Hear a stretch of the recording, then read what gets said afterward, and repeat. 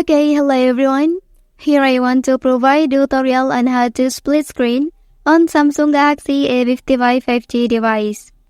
Well, knowing how to use the split screen feature on your device allows you to multitask more efficiently by running two applications simultaneously side by side on the screen. And also, this feature is particularly useful when you need to reference information from one app while using another, such as taking notes while reading an article or watching a video while responding to messages. So how to do that? Let's go to the tutorial. Okay, first thing first, open the application you want to split.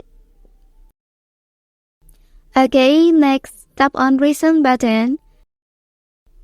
Okay, after that, drag and drop at the top of the device screen. Okay, next select another application to display on another part of the screen. Well, that's the tutorial on how to split screen on Samsung Galaxy A55 5G device. If you are helped by this video, don't forget to like and subscribe to get other information from this channel. Thank you.